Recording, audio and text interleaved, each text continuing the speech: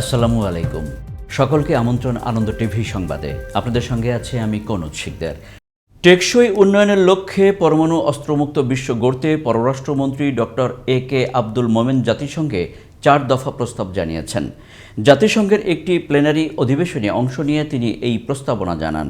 পররাষ্ট্রমন্ত্রীর প্রস্তাবিত 4 দফা হল পরমাণু অস্ত্র ফ্রি জোন প্রতিষ্ঠা, মানব কল্যাণে পরমাণু প্রযুক্তি ব্যবহার, সন্ত্রাসবাদী গোষ্ঠীর কাছে পরমাণু অস্ত্র যেন কোনোভাবেই না যায় সেই পদক্ষেপ গ্রহণ ও পরমাণু অস্ত্র নিরোধে জনসচেতনতা গড়ে তোলা। কক্সবাজারের উখিয়ার পালংখালীর গহীন পাহাড় থেকে আগ্নেয়াস্ত্র ও বেশ কিছু সরঞ্জামাদি সহ 2 কারিগরকে আটক করেছে র্যাব 15। শুক্রবার সন্ধ্যায় উখিয়া উপজেলার পালংখালী ইউনিয়নের মধুরছড়া পাহাড়ে এই অভিযান চালানো হয়।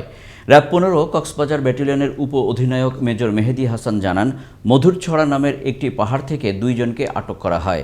এ সময় একটি ঘর থেকে দেশীয় তৈরি 3টি বন্দুক, 2টি গুলি ও বেশ কিছু অস্ত্র তৈরির সরঞ্জামাদি উদ্ধার করা হয়।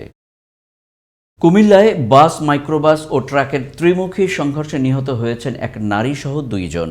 এ সময় আহত হয়েছেন আরও 5 যাত্রী। শনিবার ঢাকা চট্টগ্রাম মহাসড়কের কুমিল্লার বুড়িচং উপজেলার কোরপাই এলাকায় এই দুর্ঘটনা ঘটে। তবে তাৎক্ষণিকভাবে নিহতের পরিচয় জানাতে পারেনি পুলিশ।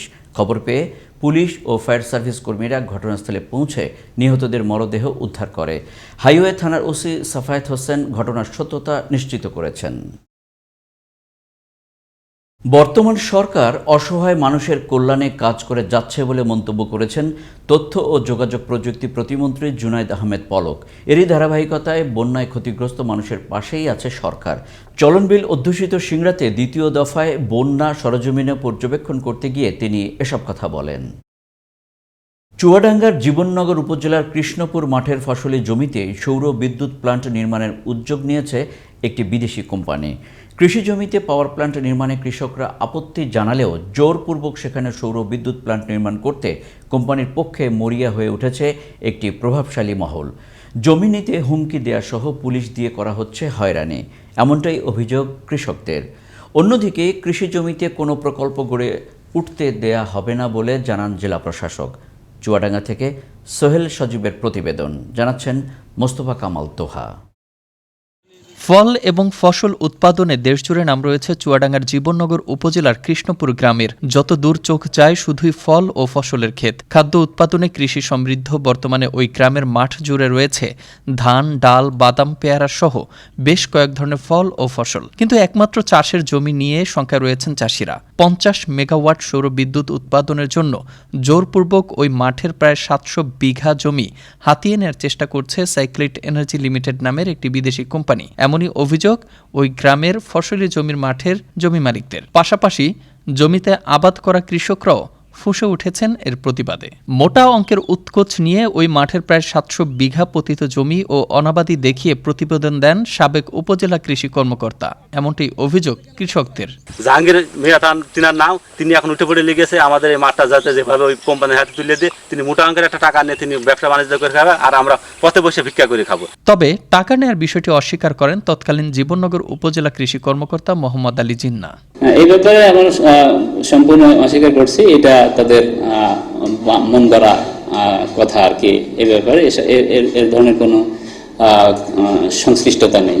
আনন্দ টিভির অনুসন্ধানে উঠে এসেছে কেন্দ্রীয় ছাত্রলীগের সাবেক সহসভাপতি জাহাঙ্গীর আলম, রায়পুর ইউনিয়ন পরিষদের চেয়ারম্যান আব্দুর রশিদ শাহ, ইউনিয়ন আওয়ামী লীগের সভাপতি তাহাজ্জুদ মির্জা সহ বেশ কিছু প্রভাবশালীর নাম, যারা ওই বিদেশি কোম্পানিকে কাজ পাইয়ে দেওয়ার জন্য কাজ করে যাচ্ছে। ওই মাঠে সৌর বিদ্যুৎ প্লান্ট নির্মাণ হলে শুধু কৃষি জমি কমবে না, মারাত্মক প্রভাব পড়বে এলাকার পরিবেশের উপর। এই জমি নীতি হলে আমার মেরে দিয়ে নীতি হবে। আমার গ্রামের লোক খুব দুর্ভাগ্য, কোনো জায়গায় 1 শতক জমি পড়ে নেই। আমরা মৃত্যু হয়ে যাবো, আমাদের ছেলেপিলে থাকবে, তারা চাষ করে খাবে। তাছাড়া কি করে খাবে? আমাদের এই জমি অন্য একজন এসে বিক্রির নামে মেশিন কারখানা বসানোর জন্য নিতে চাচ্ছে। আমাদের গ্রামের জমি একটা প্রভাবশালী জোর করে নিতে চাচ্ছে, নিয়ে বিদেশিদের হাতে বিক্রি করে দিতে চাচ্ছে। আমরা বিদেশিদের হাতে লাঞ্ছিত হব না এবং আমরা গ্রামের জমি দেবো না। এ বিষয়ে যোগাযোগ করা হলে ফোন রিসিভ করেনি রায়পুর ইউনিয়ন আওয়ামী লীগের সভাপতি তাহাজ্জুদ মির্জা। তবে সৌর বিদ্যুৎ প্রকল্পের বিষয়ে সংশ্লিষ্টতা নেই বলে জানান ছাত্রলীগ কেন্দ্রীয় কমিটির সাবেক সহসভাপতি জাহাঙ্গীর আলম ও রায়পুর ইউনিয়ন পরিষদ চেয়ারম্যান আব্দুর রশিদ শাহ। আমার গ্রামের কৃষকরা যদি জমি দিতে না চায়, জোর করে জমি নেওয়ার সুযোগ নাই। আমি সবসময় গ্রামের মানুষের পক্ষে। এখানে আমি আসলে নাথিং। জমি যদি কেউ দেয়, কোম্পানি যারা তাদের ওখানে হবে, আর যদি না দেওয়া হবে না, এটা তো ক্লিয়ার কথা, তাই না? তাহলে যে অভিযোগটা আপনার কাছে দিয়েছে এলাকার লোক, এটা মিথ্যা। সৌরবিদ্যুৎ প্লান্ট নির্মাণকারী প্রতিষ্ঠান সাইক্লিট এনার্জি লিমিটেড কর্তৃপক্ষের সাথে কয়েক দফা যোগাযোগের চেষ্টা করা হলেও ফোন রিসিভ করেনি তারা। এদিকে কৃষি জমি নষ্ট করে ও জনগণের ক্ষতি করে কোনো প্রকল্প করতে অনুমতি দেয়া হবে না বলে জানান জেলা প্রশাসক নজরুল ইসলাম সরকার। যেটা তারা আশঙ্কা করছে যে তাদের ক্ষতি করে ওইখানে প্রজেক্ট করবে, সেটা আমরা কখনোই হতে দেব না। কারণ জনগণের কল্যাণ করাটাই হলো আমাদের মূল কাজ, জনগণের অকল্যাণ নয়। পূর্বপুরুষের স্মৃতি একমাত্র চাষের জমি বাঁচাতে আন্দোলনে নেমেছেন কৃষকরা। মানববন্ধন সহ বিভিন্ন কর্মসূচি পালন করছেন গ্রামবাসী। জেলা ও উপজেলা প্রশাসন সহ বিভিন্ন দফতরে দিয়েছেন স্মারকলিপি। কৃষি জমি নষ্ট করতে মরিয়া কুচক্রীদের বিরুদ্ধে দ্রুত ব্যবস্থা গ্রহণের দাবি আন্দোলনরত কৃষকদের।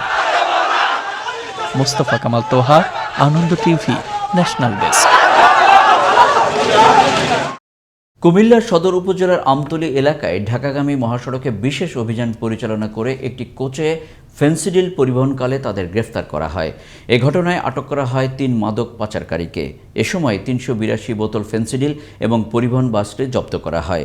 শুক্রবার দুপুরে কুমিল্লা র্যাব 11 CPC 2 এর company commander major Talukdar Nazmus Sakib এই তথ্যটি নিশ্চিত করেন।